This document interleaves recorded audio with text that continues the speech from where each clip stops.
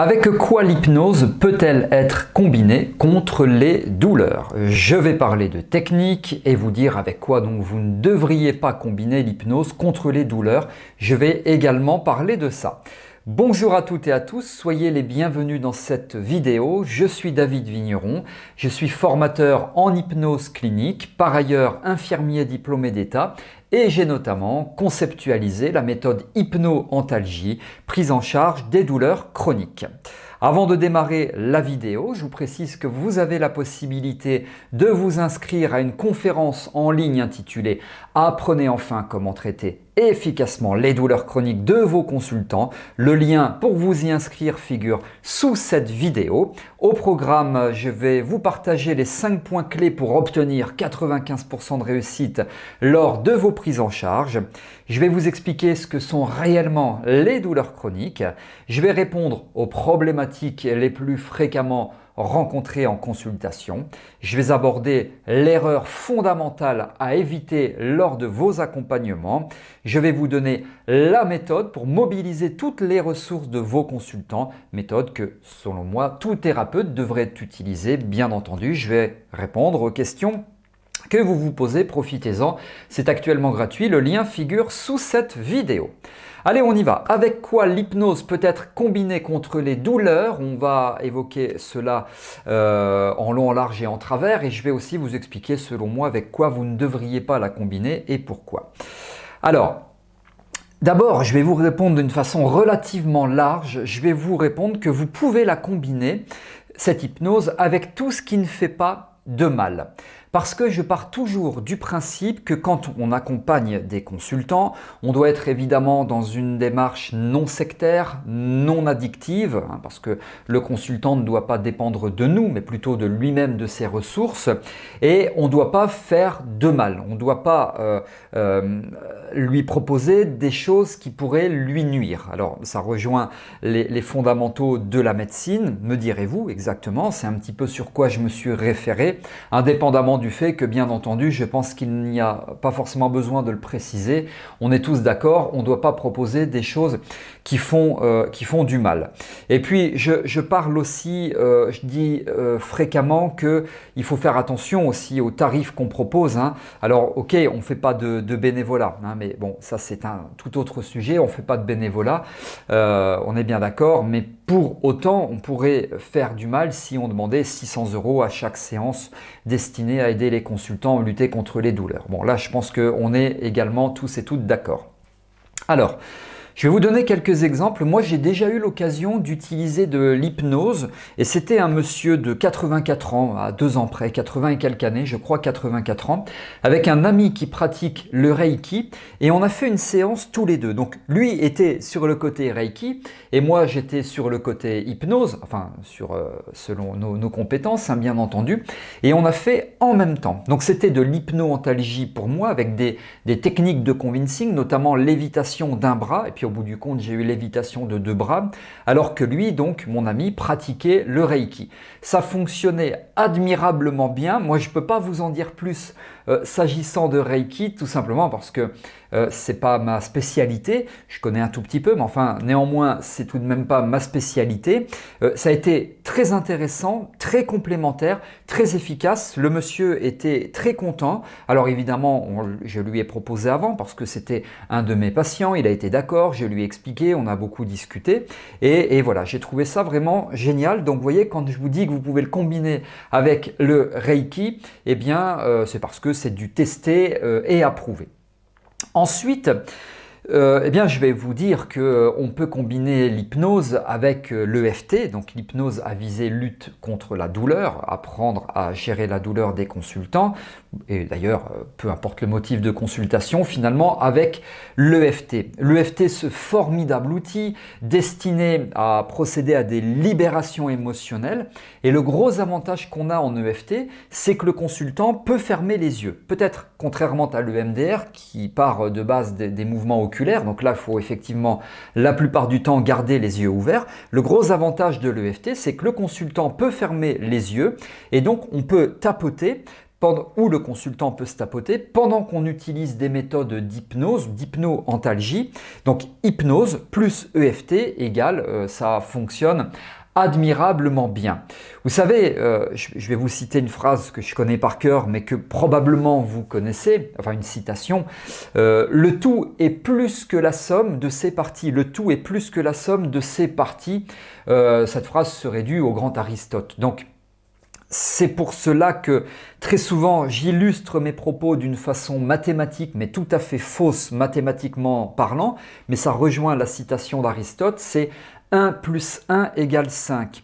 Si vous avez la possibilité de combiner par exemple l'hypnose, si vous y êtes formé, enfin si c'est moi qui vous ai formé, je vous expliquais dans la formation comment faire. Combiner l'hypnose avec l'EFT, eh bien vous combinez les deux. Donc si vous avez été formé à l'EFT, c'est dans la formation EFT que je vous explique comment faire et pas dans l'hypnose. Eh bien vous comprenez aisément que si on utilise l'EFT d'un côté, c'est très efficace. Si on utilise l'hypnose de l'autre, là aussi c'est très efficace. Mais si on utilise une combinaison, on combine les deux, donc hypnose plus EFT, c'est doublement ou triplement ou quadruplement, j'en sais rien, efficace. Le tout est plus que la somme de ces parties. Donc avec l'EFT, évidemment, oui.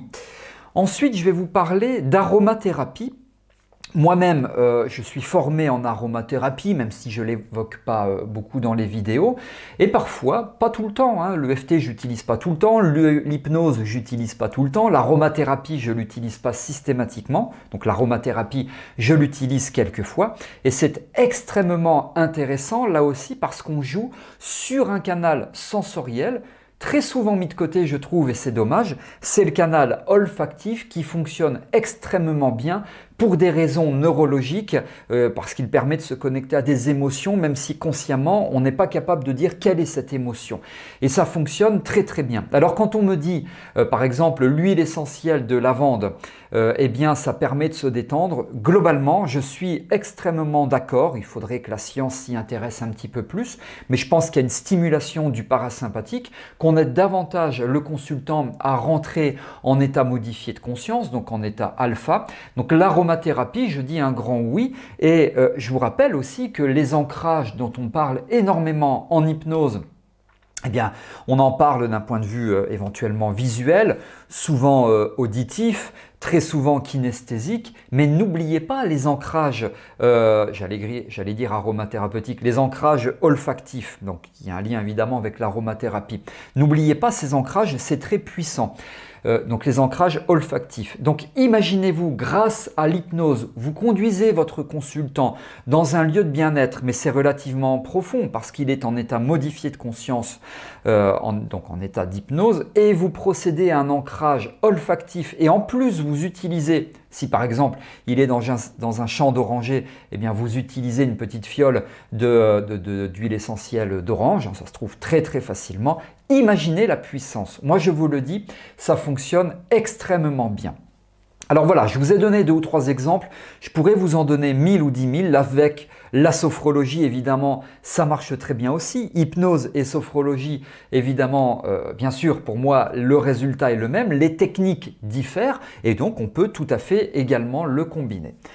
Alors, avec quoi est-ce qu'on ne devrait pas utiliser l'hypnose? Et je vais vous expliquer pourquoi, notamment l'hypnose dans un contexte gestion des douleurs. On ne devrait pas l'utiliser avec la relaxologie. Alors vous allez dire, mais pourquoi? C'est complètement fou. Évidemment, on peut l'utiliser avec la relaxologie.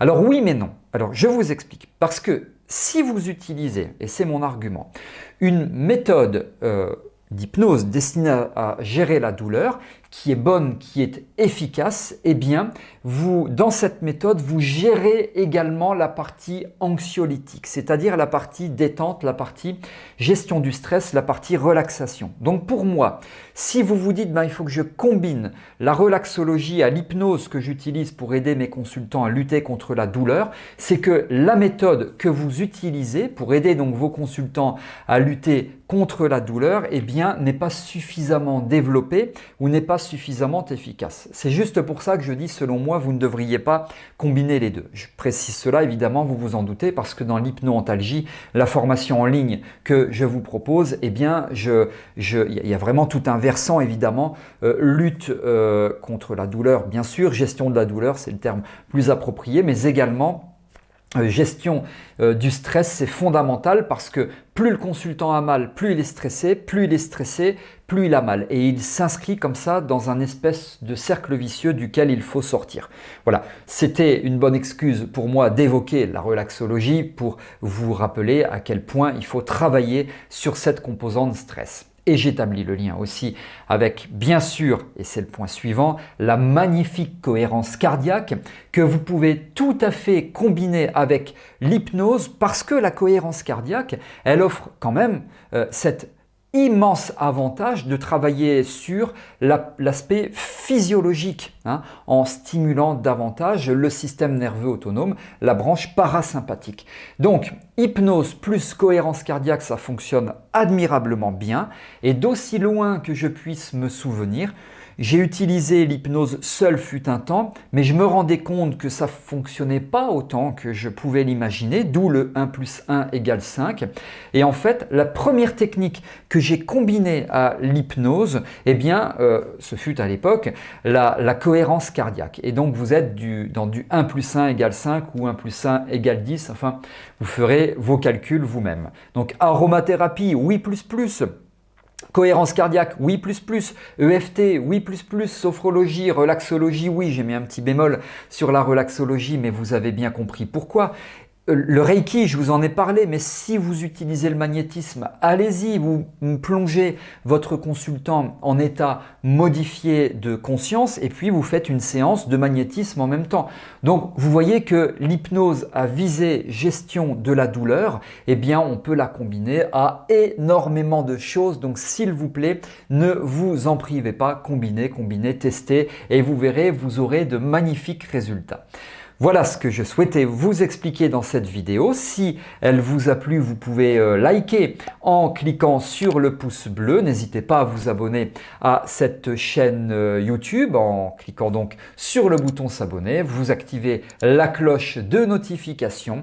Si vous avez des commentaires, des remarques, des questions, des suggestions ou autres, n'hésitez pas à m'en faire part. Ça se passe sous cette vidéo. Merci pour votre attention et je vous retrouve avec grand plaisir dans d'autres vidéos. À très bientôt.